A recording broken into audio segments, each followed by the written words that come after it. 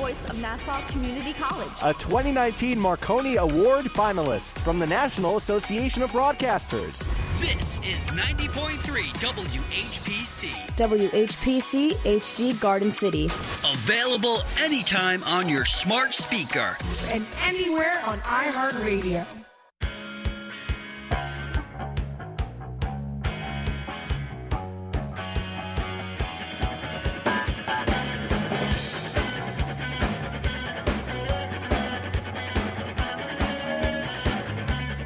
.3 WHPC, the voice of Nassau Community College. The show is called From the Press Box, part of the Sports Talk family here at WHPC. We're here every Monday, 9 a.m. to 10 a.m. Sports Talk. Monday through Friday, 4 p.m. to 5 p.m. Tuesday night, 10 p.m. to midnight also. So please listen to them also.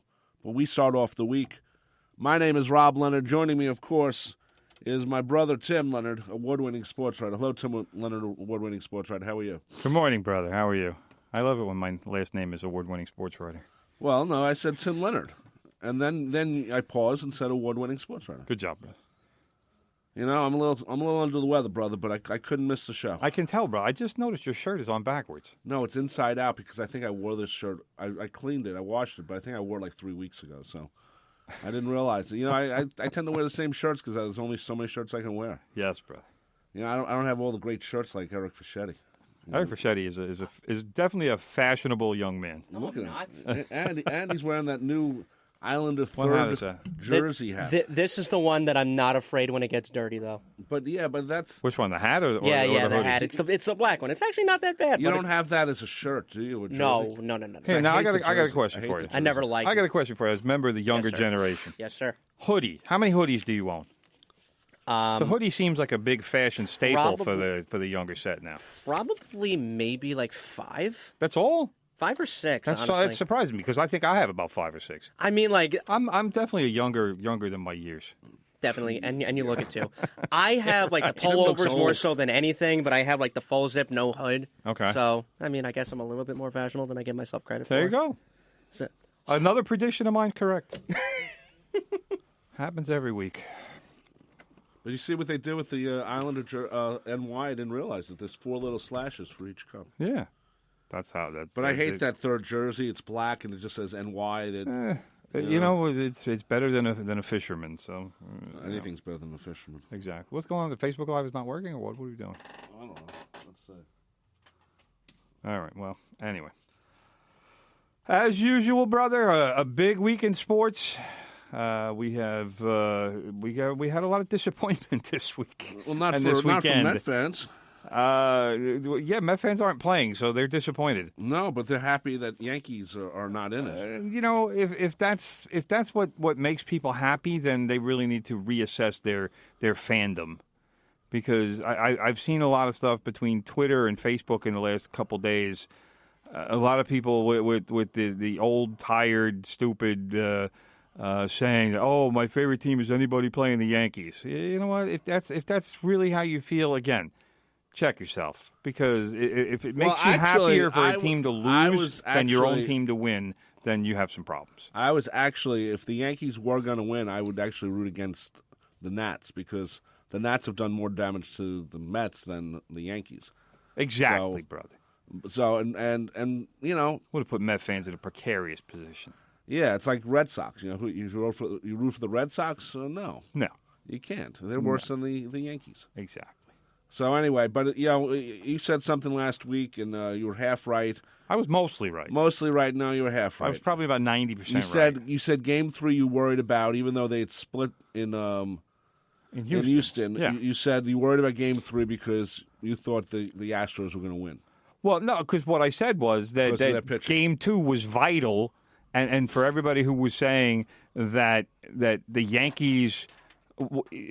Too many people said, "Oh, the Yankees would." If you would have said before the series, you go to Houston and you split, the Yankees would take that. Well, no, they wouldn't, because Garrett Cole pitched Game 3, and when Garrett Cole pitches, the Astros win. He hasn't. They're something like 19-0 now in his last 19 starts.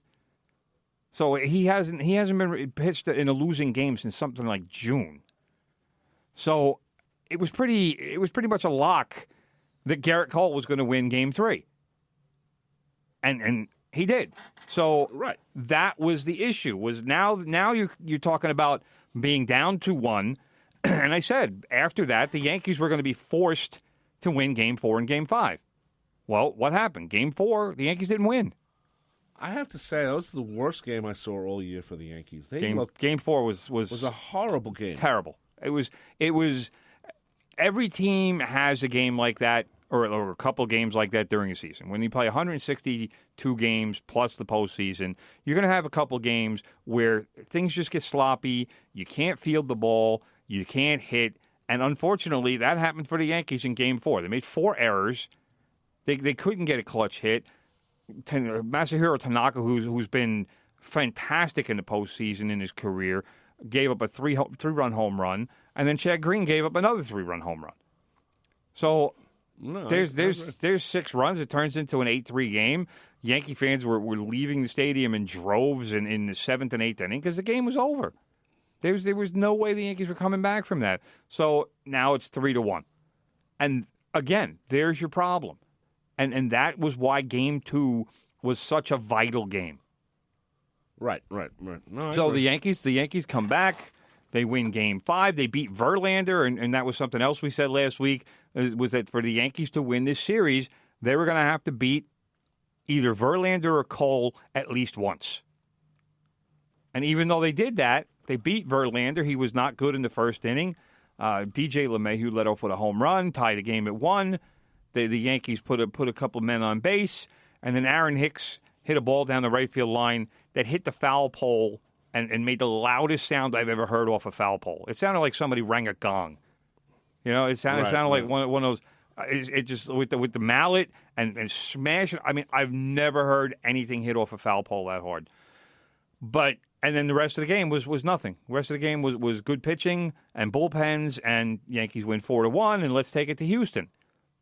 Then Game 6, it's looking bad. Bullpen game, and usually the Yankees are very good in the bullpen games. I forget what their percentage was this season, but they probably won 80% of the bullpen games, if not higher. I mean, that's how good they were in those games. But instead, Chad Green gives up another 3-run home run. Right. That was one of the understated parts of this series. Chad Green was not good. And he's been phenomenal all well, I shouldn't say all season. The first month he was terrible. They sent him down to the minor leagues to get himself straightened out. But once he came back, he was almost unhittable. Well, what gets me about what happened with the Yankees, just watching like Game 6 especially, they seemed like their feet were in cement. Even though, they were close, it wasn't like a bad game.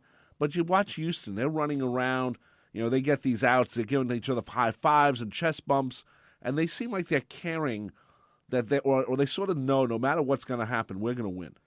And well, that's the confidence that they have from good pitching. I know that, but I didn't get that from the Yankees.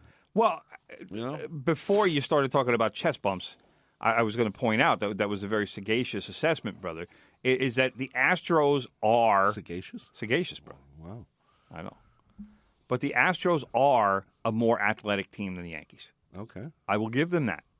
They also have a better rotation, which is not a mystery to anybody. It was a known fact coming into the series that the Astros had a vast advantage with their starting rotation. And for the most part, that played itself out. Zach Greinke wasn't very good in Game 4. He only went 4 1/3 innings, but he only allowed 1 run. So in the new playoff mentality, Greinke did his job because he gave them a little bit of length. 5 innings. It used to be 5 innings to get the win, and obviously that's still the case. But if a starter gives you 4 and change and he only gives up 1 run, even if he was shaky, which Greinke was, but he kind of gutted himself through and got out of the game in reasonably good shape. Right. And then the Astros bullpen. Again, the Astros bullpen surprised a lot of people in this series because it was very good. But the other part was they didn't have to pitch nearly as many innings as the Yankees bullpen did because Cole gave them 6 innings, Verlander gave them 7 innings. The Yankee starters weren't giving them that kind of length.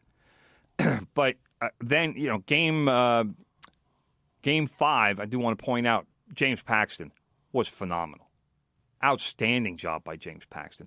My favorite moment of the postseason probably was in the 6th inning of Game 5 when Aaron Boone goes to the mound, and Paxton at that point had thrown like 110, 111 pitches, somewhere in that, right there. But I'm figuring Boone's coming out to get Paxton, and I'm not having it because Paxton was rolling. But you see, that's a Rob Leonard thing. Well, let your pitcher pitch, no matter what the pitch count is. Like I always say, brother, it's an eye test. Yeah, thing. That's right. That's what I said. Paxton was cruising. Boone is such a by-the-book manager. I figure, all right, somebody told him 110 pitches. He's coming out to get him. And instead, what did Boone say to Paxton? He gets to the mound. It was real easy to read the lips. He said to him, "How you doing?" Paxton looked at him and says, "I'm good." You see? Boone looked at him and says, "Go get him." You see? The Rob Leonard. But then the very next pitch, right, he throws Robinson Chirinos, the Astros catcher, hit it to the warning track in left field. It was probably about 3 feet from going out of the stadium, and that was it. That was the inning. That was 6. So he threw about 114, 115 pitches, whatever it was, but the stadium reaction when Boone said, like I said, "I'm good, go get him." Boone turns around, walks off the mound, and he's like, "All right, do your thing." Stadium roared. Of course. Because Boone was finally doing something that wasn't by the book, and every person in the stadium, including that idiot Nick Totoro, knew that Paxton was cruising and knew that Paxton should stay in the game. Okay. So I'm glad that Boone finally used his eyeballs and said, "All right, this is what we're doing." And we're going with our guy. He says he's good. The results are obviously good. He still has it. So let's let him get out of this inning. So he listened to the Rob Leonard thought process in of baseball. In theory, brother. See? In theory. Rob Leonard, right again. Rob Leonard would have sent Paxton out for the 7th. I would have. That would have been a mistake. Well, you know what I liked about this series? There were 2 great plays, and it was something that just like. There were a lot more than 2 great plays. That was Game 6. There was 2 great plays. The one I liked, that both of them involved an outfield catch where the first one was Judge threw it back to first base and gets the guy out, and the second one was the Astros did the same thing to the Yankees. Yeah, and I really thought it was Judge who got doubled up at first. Yeah, and I really thought it was wise playing, and you think that these players might realize that nowadays these guys can throw that far. Well, and maybe realize maybe I shouldn't go all the way around second base and then get caught. Well, the one that you're talking about with the Astros was Mickey Brantley out in left field. Brantley's not a good outfielder. No, but he shocked everyone by getting it back fast. But that's why Judge was so far, because he never thought that Brantley was going to catch the ball because he's not a good outfielder. And it just so happened that he was able to catch the ball, and because Judge was so far off the bat. Judge in that situation, it's not a horrible play because he's trying to get an extra base. Right. Because if Brantley doesn't make the catch like Judge thinks he's not going to, typically he would have to stay at second because the play's in left field. It's in front of him. He could throw him out easily. So by kind of cheating a little farther towards second base or even a little past second base, he's trying to get to third. So it's actually kind of a good play, but Brantley, again, he's no Gold Glover. He's never going to be a Gold Glover, but he made the play he needed to play. He needed to make. So, credit to him.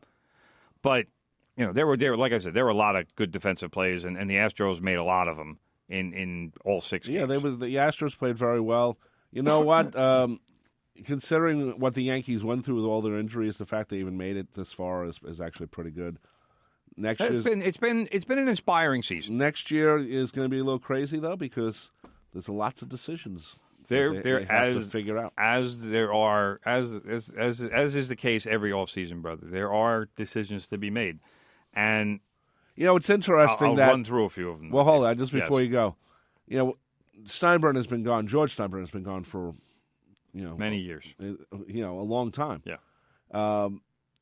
I can't see the Yankees under George Steinbrenner going 10 years, even though they actually did, without getting to the World Series, without him screaming and yelling. And but overspending and doing what he. This is see, you're kind of does. setting me up here, brother, because my main move in the winter, you got to sign Garrett Cole, and I'm not saying that you have to give him whatever he wants, because I'm already hearing $300 million. That's a lot, and of that's money. insane. They're not going to do that because that turns into another 10-year contract like Bryce Harper got, like or Stanton. Like Look at Stanton's Stanton too. And Stanton, I tell you, I was happy when they got him because he'd had such a great season with the Marlins, and it was, I think, more because I hadn't seen him play every day. Right.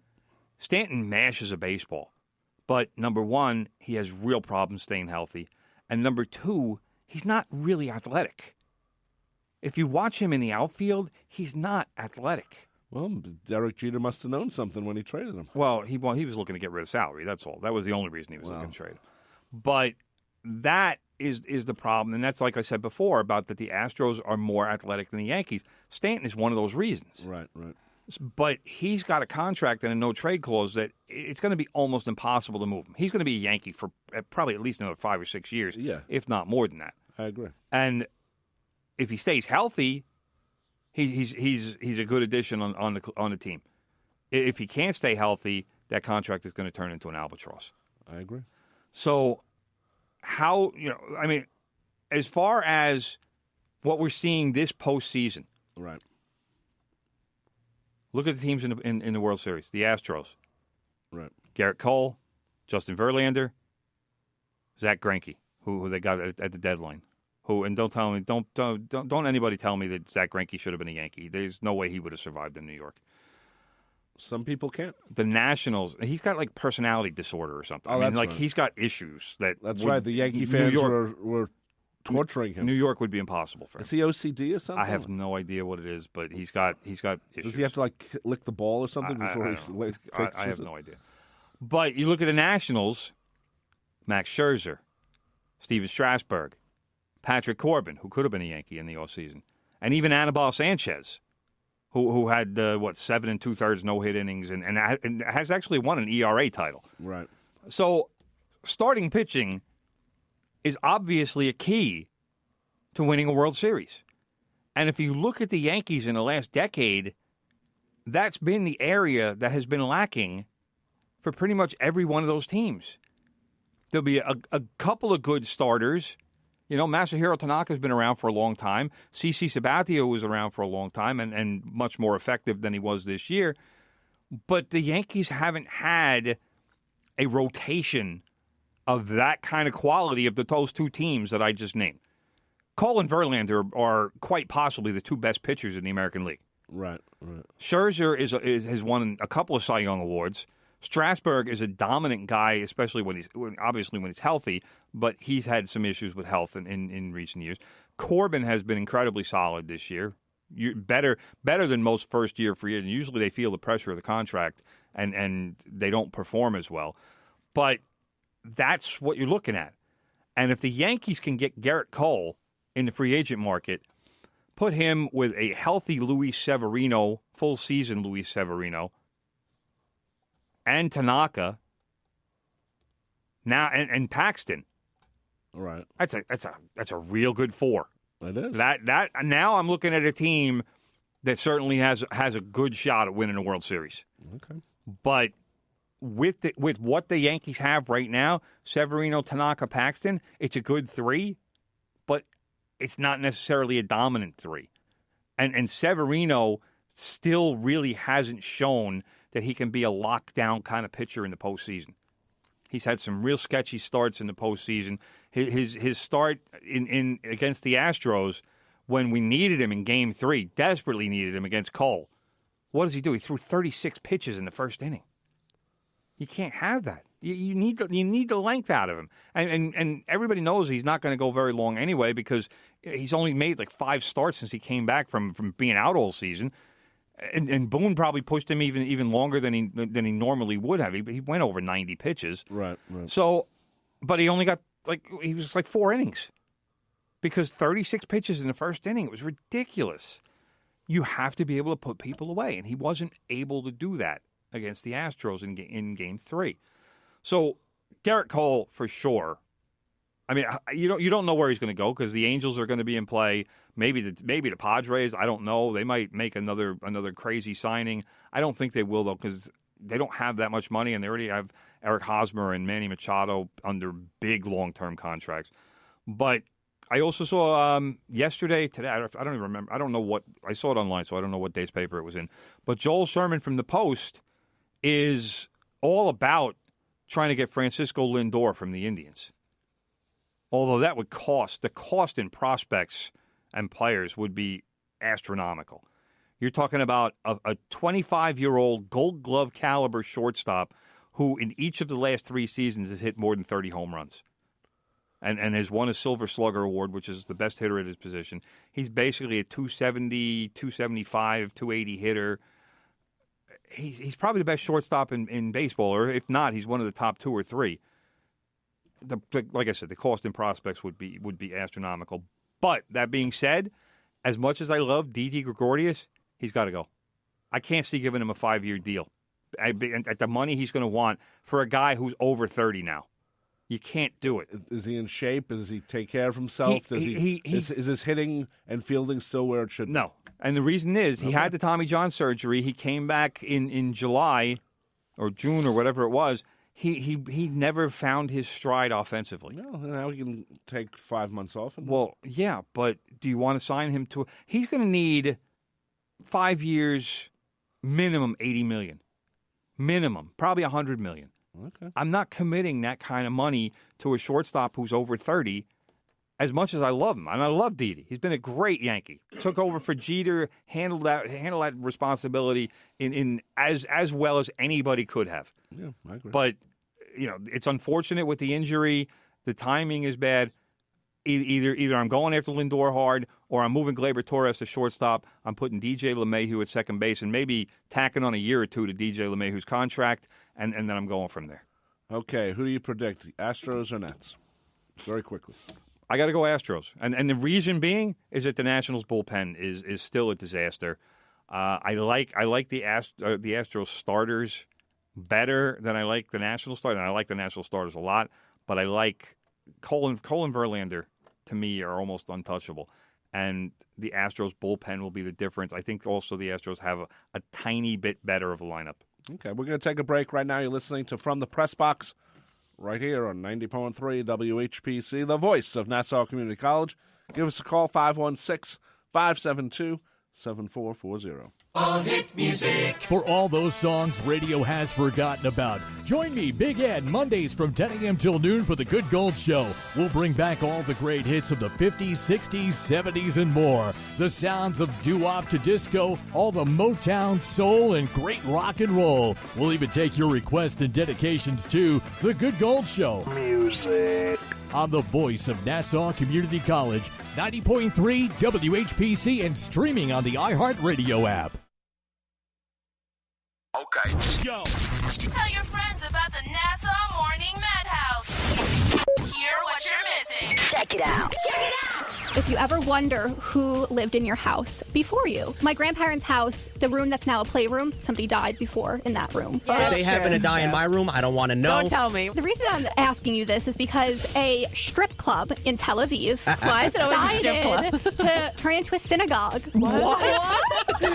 Yeah. I love it. I would convert. The strip club didn't go well. There was a lot of raids for prostitution and drugs. So they just let's make it a synagogue. to turn it into a synagogue. Would we go? Yes. Are you Yeah, ready? no, I'm definitely there. What if there's just like random poles everywhere and I'm just be like, They put the strip poles together for the cross. That's there's no cross in a synagogue. Oh, it's fine. They turn it into Stars of David. The Nassau Morning Madhouse. Weekday mornings from 7 to 9. On the voice of Nassau Community College. 90.3 WHPC. Shake off the realities of the day, broaden your musical horizons, and embrace the diversity every Monday afternoon at 5 for 2 hours of Revelations. The show offers a potently unique collection of music with an emphasis on themes and rock rarities, an occasional tour de force of blues and soul, mixed with compelling sets of folk and folk rock. I'm Steve Kay, and I've got the perfect soundtrack for your drive home every Monday afternoon at 5. 5 on Revelations, right here on the voice of Nassau Community College, 90.3 WHPC.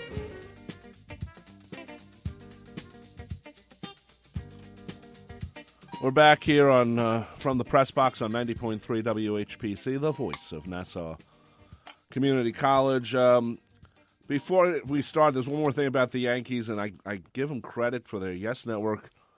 The next day, no, that's off, Tim. I took it down. Why? Because it wasn't recording, so don't worry about it. Yes. Anyway, one thing I got to give the Yankees credit for on the Yes Network, the next day, after the Yankees lost, they showed, I don't know if it was scheduled or not, but they showed Game 7, I think it was the 77 World Series, or Game 6, I should say. So I was like, oh, okay. And then the other side of the coin, the team that continues to forget about its past, the New York Mets, as co-owner of the SNY network. I hate to say this because I don't, I work in television. Who knows if I ever work for them? But you know what? The 50th anniversary of the Mets winning their first World Series out of 2 happened last week. And do you think that SNY, which has shown all 5 games are available to be viewed because they have been, you think they would have showed some of those games? They did not show one of those games. Unbelievable. And I'm like, they showed a game from like 2000, like 2 days later or something. And I'm like, what am I missing here? Why can't they follow? Why can't they be part of this 50th anniversary thing, which is the last time you're going to celebrate with these guys around? You don't go by year by celebration. You don't go to 51st or 52nd. What you normally do is you go by the 5s or the 10s. Yes. So, Ron Swoboda's like 74, 70, same with Shamsky. They were old. They're all getting old. Cleon Jones is still, he's still around. Like 78 or something. Yes, and you think... Cleon Jones actually did a 50th anniversary, I forget what channel I saw it on, but it was one of the local news channels, where he was wearing a Mets shirt that had the number 69 on it. Right. And he stood there like a statue reenacting the catch. I don't know who, why, whatever... But it was just kind of weird. Down on his knee? It was kind of weird. No, he wasn't down on his knee either. He was just kind of standing there, like with his glove up, and is like, because I mean, like I said, he's 78. He's not going to go down on one knee. He might not be able to get up. Well, the beauty of that catch is like he gets on his knee like he's thanking God. That's what he was doing. He said a prayer. See, Cleon Jones is a very religious guy. I know. Very religious. There's a lot of good stuff at Alabama. Absolutely, building houses and stuff. Mm-hmm. But you think that SNY, which is part of the Mets family, so to speak, would have showed, games 1, 2, 3, 4, and 5 of the 1969 World Series. Now, there's no footage. They should have. There's no footage from any other games, complete games, I should say, of the Mets. The only complete games are the World Series games. They don't have anything with the Braves in '69, and there's not a complete game. There's some footage, but there's not a complete game. So I was really disappointed in SNY, and the Yes Network the next day showing Game 6 was Game 6 of the 1977 World Series. Brother. Yeah, so Reggie Jackson. It was 42 years ago, 2 days ago. Yeah, so the 42nd anniversary, which means Reggie's old now too. Hey, age snuck up on Reggie, as far as I'm concerned. Yeah. So, but you know what? The Yankees are always good with that on the Yes Network, and I hate to say it, but it's all about the programming. But there's no programming on SNY, But that's my point. Is I don't know why they don't do it that way. Oh my God! But Reggie hit the 3 home runs off of. They don't even have like a radio show broadcast on television. Who was it? Don Sutton, Enrique Sosa, I think was the other. I'm trying to. Who gave up the 3 home right runs? Now. Wasn't Bert Hooton one of them? Bert Hooton was one of them, and Sosa was the third one, I think. So big. Yeah, that was one of the great games for Reggie. That made his career. Of course it did. Anyway, quickly about the Mets. Speaking that's what made him a real Yankee. Yeah, well, like that's they true. used to like to say about A-Rod, he's not a real Yankee. Well, then he won the 2009 World Series. He became more of a real Yankee. Okay, we know Joe Maddon signed with the Angels. Joe Girardi's still available to be signed as the Mets manager. Buck Showalter is too.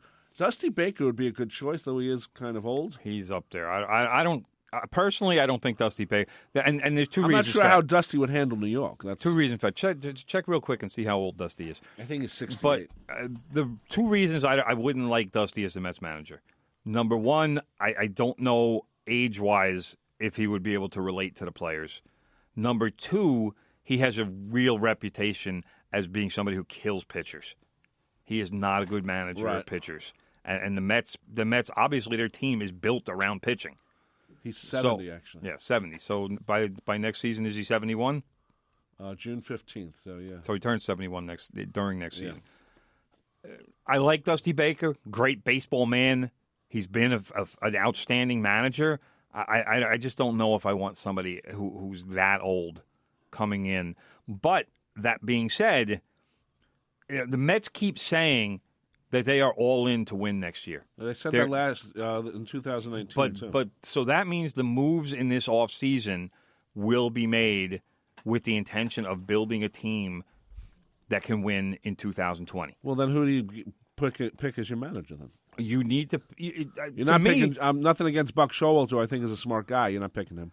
I would, but the Mets will never give Buck the kind of control. No. That's the issue. No. It's about control. It's about who is helping to set the course for the organization. There's no way that Brody Van Wagenen is going to give that up to Buck Showalter. He's like he would have to. Brody's coming across as a real kind of big ego clown. And clown. I think I'm the only one who can save the Mets. Yeah. And I'm not sure that's the case. So, no, it's definitely not the case. He's never done any of this. He was an agent. It's Brody's ego.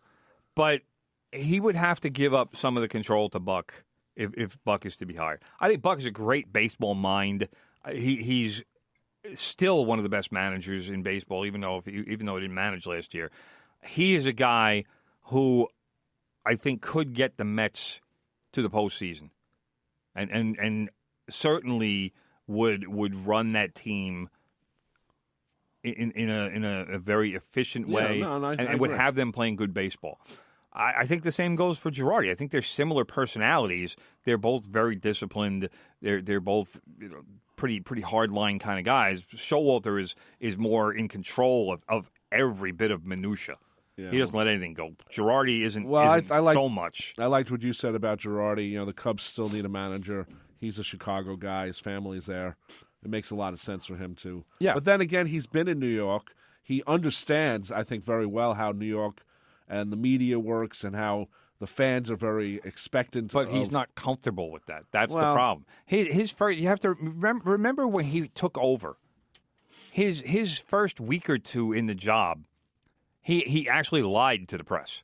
Can't do that. It was something about an injury, whatever, and the media, whatever he told the media, they checked with whoever they had to check with, and all of a sudden it was like, yeah, Joe just lied to us, and they immediately called him on it, and they thought, like, basically it was like, look, you can't lie to us. We'll find out, and we will make your life hell. Yeah, well, that's just part of. Tell us the truth. That's part of the New York media, which you don't have anywhere else. Well, Chicago's pretty. It's a media city.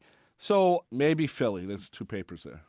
I wouldn't even say so. Philly is more the fan base than the media there. The media is tough because it kind of takes the mentality of the fan base, and the fans there are so negative.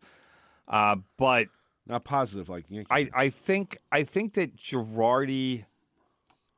Put it this way: I think Girardi's preference would be Chicago. That's because right. I think he wants to go home. I think he wants to be there, and I just think he would be more comfortable there. And I think he thinks his family would be more comfortable there.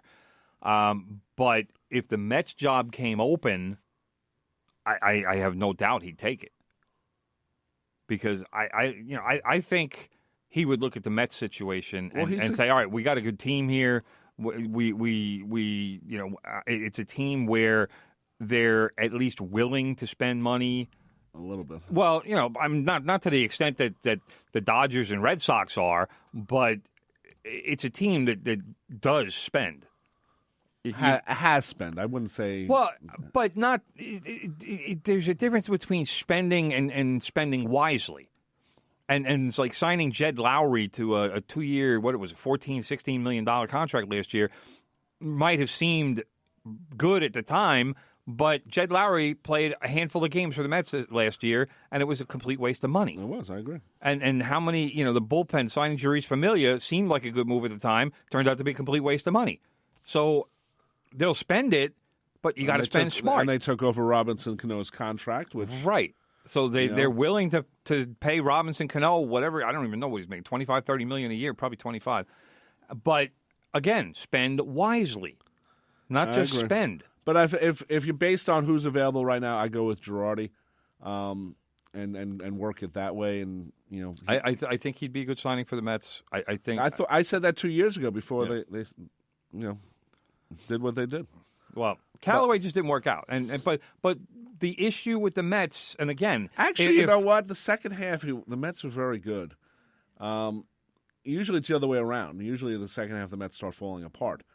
I would have kept Callaway, but I think Brody didn't like him. He wasn't my guy. So there were issues with him personality-wise. The Mets did play well in the second half. All you have to do is look at the splits.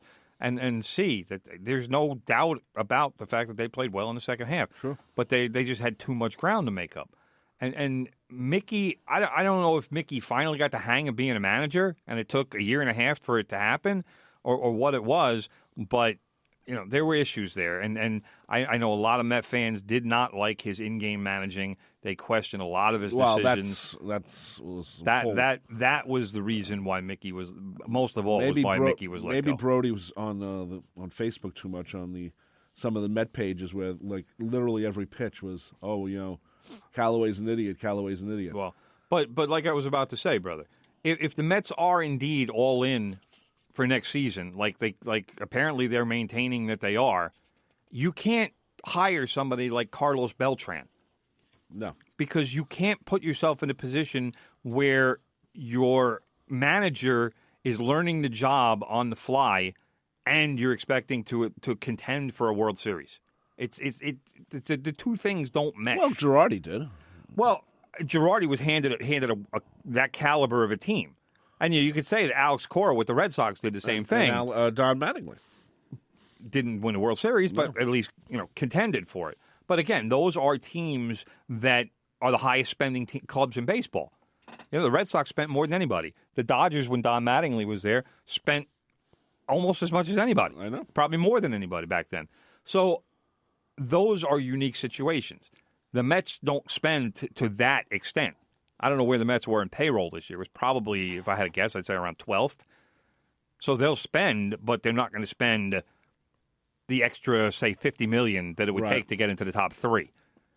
So you need a manager who at least has an idea about what he's doing and knows what he's doing and isn't going to be like Mickey Callaway did that time last year where he submitted the wrong lineup card. Yeah, well. Stupid little things like that. Right. But those are inexperience. And those are things that guys who have been there before and done it before, they don't do that. They know what to do. They know how to do it. And that, again, if the Mets want to be a real contender in 2020, they're going to hire somebody who's actually been there and done that before. Right. And they're not going to say, all right, Carlos Beltran, we're going to give you the job. We're only going to pay $1 million. If the Mets want to go cheap, then they're not as all in as you think. And the managerial decision that they make is going to tell you, are they really looking to win in 2020, or are they just giving you lip service? Well, I wish someone, just off topic here, I wish someone would sign Willie Randolph into a managerial contract. Not going to happen. It's not going to happen, unfortunately. But Willie's past his sell date. It's too bad. Unfortunately, smart guy. Because he was a good baseball man too. Yep. And he was somebody that could definitely help a team. I don't even know what Willie's doing right nowadays, but he was with the Braves. He's a guy. Bench coach or yeah, he's a guy that definitely can help a team still. By the way, the Mets got rid of Eduardo Alfonso as the Brooklyn Cyclones manager.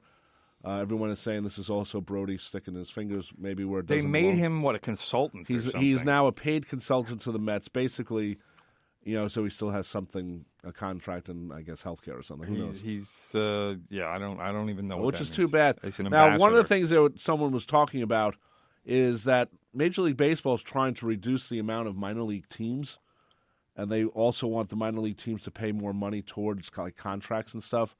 But as I saw like a headline, I didn't. But I even also know that that the Mets actually own the Cyclones, so they do. So they wouldn't be worried about this team because they already take care of it. Yeah.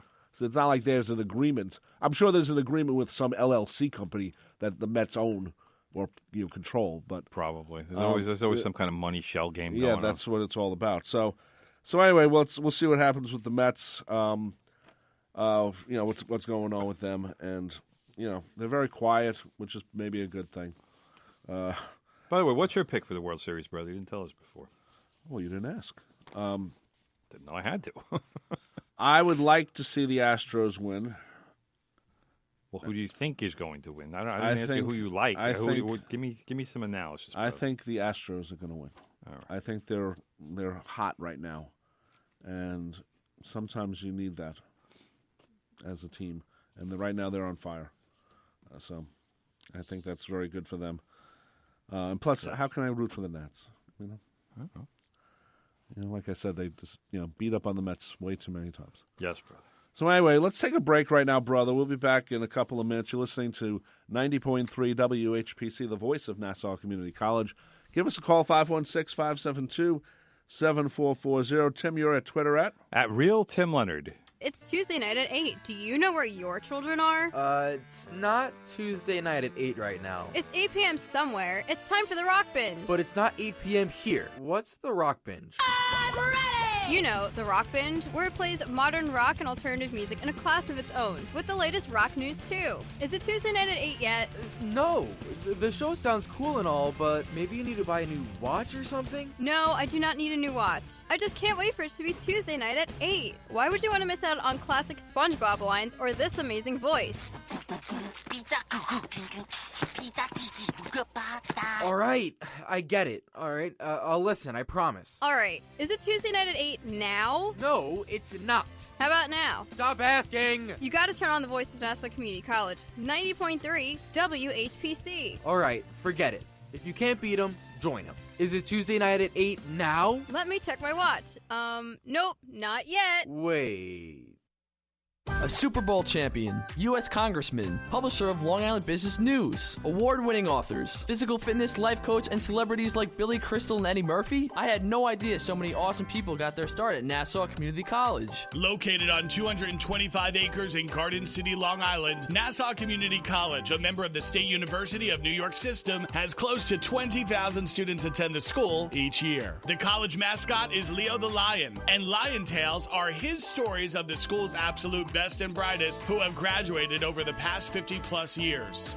Hosted by Aurora Workman, the president of Nassau Community College Alumni Association, and Dr. Linda Nadian, a proud Nassau graduate. Let's catch up together as the Alumni Association of Nassau Community College proudly presents Lion Tales, a Nassau Community College Foundation production. Listen every Monday afternoon at 3:30 on the voice of Nassau Community College, 90.3 WHPC.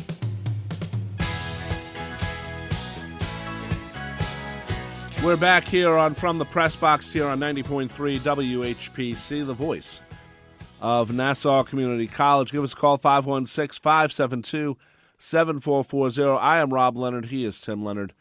And we're here every Monday, 9 a.m. to 10 a.m. The show becomes a podcast later on. So if you miss it, or if you want to catch some of it again, or if you want to catch one of Tim's great predictions. There are a lot of them. Yeah, a lot of them. Good choice. Good choice with Bruce Springsteen, brother. I'll tell you why. Why is that, brother? Because I have to call them my mates since they live in the UK. My mate Doug Watson, and Colin Busher, otherwise known as Gall, big Springsteen fans. And now we're about to talk about football, and they're also big NFL fans. Oh, and they're in Great Britain. That's the weird part. Yes, Doug. The G stands for Glasgow because he lives in Scotland. Now, my brother, a while ago, a couple of weeks ago, said that as much as the Giants, now that they have Daniel Jones as their guy, we're still going to go 2-8. Remember me saying that, brother? I do. And so far, what's the Giants' record now? I don't know, 2-5. There you go.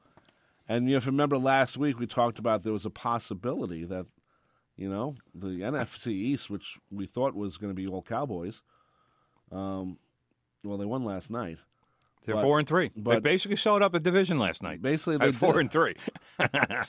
But if the Giants had won yesterday, there could have been something that, maybe that you could have gotten out of this. Here's as this division is now morphing back to the Cowboys again. Here's how I'm gonna state an unpopular opinion here.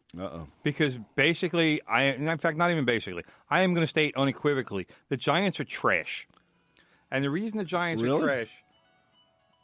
The reason the Giants are trash is because Kyler Murray, the Arizona Cardinals quarterback and number 1 overall pick, yesterday threw for a grand total of 104 yards. Okay. And the Giants lost. That's not good. Are you kidding? Wow. All right. The Cardinals had a running back by the name of Chase Edmonds. He's out of Fordham, brother. Fordham guy. Fordham rushed for 126 yards and 3 touchdowns. Wow. And that was because David Johnson, who everybody knows, big fantasy guy who has been hurt for the last 2 or 3 years now, had 1 carry for 2 yards yesterday and then left the game. He's banged up again, injured. Chase Edmonds dominated this game. Right. I don't know how many people actually knew who Chase Edmonds was before yesterday. Well, that's besides over in at the Bronx and Fordham. Well, they know. They knew. But Daniel Jones yesterday, 22 for 35, 223 yards, 1 touchdown, 1 interception, and 2 fumbles lost. Now, do you think he's dropping the ball because he's so afraid of really getting hit, or is he just, not used to holding on to the ball? He from what I remember from the draft, he carries the ball too low, and when opposing defensive players hit him, the ball. If you're just carrying the ball like I wish people on the radio could see, but if you're just carrying the ball like you're hanging your arm down right. at the side of your body, right. So your hand is on top of the ball, it's very easy to knock the ball out of your hand. You need to have the ball in your elbow. You need to be cradling it. And a quarterback can't really do that. So he needs to be able to sense pressure, to have that internal clock, as they always refer to it with quarterbacks. And he needs to figure out, all right, you know what? I'm not going to be able to make a play. I need to protect the ball. And he's not doing that because these are not his first 2 fumbles. No. So it's about ball protection. One thing about Eli Manning, he got hit a lot. Eli rarely fumbled. So, our man Danny Dimes here. Don't call him that. I hate that nickname. I hate it too. So don't call him that. But don't be part of it. 223 yards, a touchdown, and an interception. There's nothing number 6 pick about that. No, there's not. And it's against a team in the Arizona Cardinals. A lot of pressure, and they blitzed the hell out of him yesterday. They sacked him, 10 times? 8 times? How many? 8 times. And so they came after him. They pinned their ears back, and they said, all right, hey, Daniel Jones, we're coming after you. Well, and Daniel Jones did not react well. But isn't that what you do to a rookie? You just throw everything at him and see what sticks? Well, you do that to a rookie who has shown in the past that he can't handle pressure. Yeah, well. It was the same thing when he was at Duke. And they bring the pressure a little bit harder in the NFL than they do in the ACC, except for Clemson, maybe. But, you know what I'm saying, bro. I do. Cardinals jumped out to a 17-0 lead in the first half. Giants got to within 3. They cut it to 17-14 at halftime. The Giants blocked a punt and got a touchdown on that, which was pretty impressive. And then Saquon Barkley was back. He had 72 yards and a touchdown, but again turned his ankle. Was disgusting because he actually did it because he stepped on the lineman's foot. Oh man! And his ankle rolled, and he came limping off the field. Threw his helmet. He was not like Odell Beckham Jr. would like winding it up and slamming it to the ground. He just he tossed it, but he was disgusted in the manner that he tossed it because he was like, wait, I just went through all this nonsense and now I have to go through it again. And again, in the manner that he did it, but you step on a teammate's foot. It's not the way you want to. It's not like he can set his ankle in cement or something. Well, and so the Giants, like I said, got to within 3 points twice. Never took the lead in the game. Never had the lead. Never really came close to having the lead. It's just Well, you it's did just say disappointing. 2-8, brother. They're on the way. The Very Jets play the Patriots tonight. Let's see what Sam Darnold can do against the Patriots. I'm hopeful for Sam Darnold. I think this could be a closer game than people think. But The Patriots defense is playing pretty well this season. I'll give them that. I still don't like them. I still think they have. I have no idea how they seemingly every year have the easiest schedule in the league. But I'm hoping that our boy Sammy can get it done. Let's hope so. We should say that the NBA starts tomorrow, Tuesday. How about that? And the Brooklyn Nets are going to be really the team to watch this year. For the first time in a long time. Big changes, in New big York. money. They have a new owner. They have an owner who wants to go up against the Knicks, and the Knicks, who I think R.J. Barrett's going to be a good player, and I actually think they're going to be close to number 8 in the playoff run. No, I think so. But give me a number of wins that's getting them to number 8. 38. No. You don't think so? No. I have the Knicks for somewhere between 30 and 32 wins. I think 32 is optimistic. Okay. Well, I think 38. I think they're going to be a little bit better, not by much. But 30. What was 38 and what's 38 and 40? 38 and 44. Yeah. That might get you an 8 seed in the East. Maybe in the East. In the East, maybe. But the Brooklyn Nets, if they're smart enough, they should have a really good PR department promoting this team, because this is going to be a good team for them. They're making the playoffs. It's not about the PR department, brother. It's about ad buys. No, but it's also about getting the word out there so people covering games, it's always the Knicks, because that's the way it is. The Nets haven't had... There's going to be people covering the Nets. Their season opening press conference... I'm trying to remember what the number was. There was over 200 people there. Yeah, but they put on a good show. Well, all the players were there. That was really the first chance that people had to talk to the entire team. Kyrie Irving was there. Fortunately, he didn't mention anything about flat Earth or anything stupid like that. Well, Durant was there, so everybody was there, and you got a chance to talk to everyone. We still don't know if Kevin Durant is going to be able to make it back this season. I would like to think he will, but again, it's going to depend on how good he feels and how much season is left by the time he's ready to come back. And if they actually need him to get to the playoffs or that type of situation. Yeah, I don't think there's any doubt that the Nets are going to be in the playoffs this year, but then it becomes, are the Nets somewhere in the 5-6 seed range, or can they get up to the 3-4 seed range? Right. And if it's down the stretch and there's like 7 or 8 games left, and Kevin Durant is ready to play. That's going to be the main thing. He's got to be ready to play because he's going to be thrown right into it. Right. So you're going to need to see what he can do. But will they want that? You're talking about a major change to a team in the last couple weeks of the season. Right.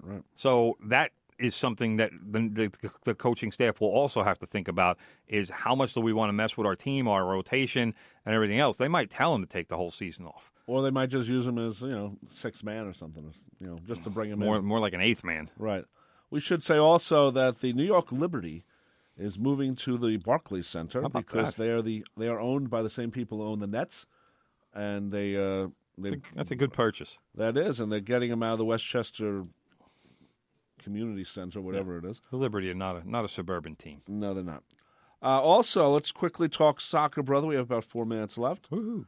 Red Bulls were leading, but lost 4-3 to the Philadelphia Union in extra time. I got to say, I'm disgusted. What's that? Absolutely disgusted. How can you be up with what happened to the Red Bulls? Halftime and they lose 4-3? They're playing in Philadelphia. They take a lead. They dominate the first half. They go up 3-1. You have to be able to kill that game. Just kill it. Play defense. Yeah. Don't let Philadelphia do anything. You have a 3-1 lead. Fine. Maybe they get 1 and make it 3-2. You can't let them get that tying goal. You just can't. And the fact that it happened and then Philadelphia scored in the extra time, they just tack on a couple of 15 minutes after the regulation to decide it, and then Philadelphia scored. Fabian got the winning goal, 4-3. It's a disgraceful result. And there's an odd stat involving the Red Bulls. I'll let you take it. The Red Bulls have now been eliminated from the playoffs by 10 different teams in the last 10 years. That's How about that? That's horrible. That's just bizarre. Very bizarre. Also, my least favorite named team in MLS, NCYFC, whatever it's called. NYCFC. They got a bye in the first round and will face another poorly named team, Toronto FC, in the next round. So they're the only team remaining in New York.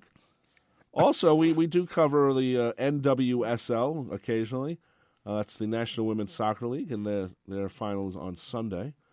The North Carolina Courage will face the Chicago Red Stars. And yes, the reigning champion, North Carolina Courage. Yeah, I always liked watching the women's game, and they've been promoting it good. They've still gotten a good boost from the Women's World Cup, right? Which is better than they seem to have a following. ago. Unfortunately, I don't like teams called Western New York Flash. Well, they play in Buffalo. Yeah, they call themselves the Buffalo Flash. Wow. They're trying to appeal to a region. Yeah, I know that. It sounds like a roller derby, you know? Well, anyway, I wanted to mention that because he had his significant ties to Long Island.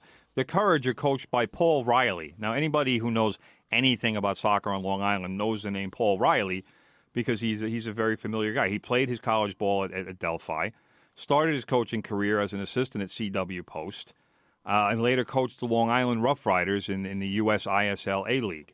Riley was the coach of the Courage last year when they won the title. He also led the aforementioned Western New York Flash to the NWSL title in 2016.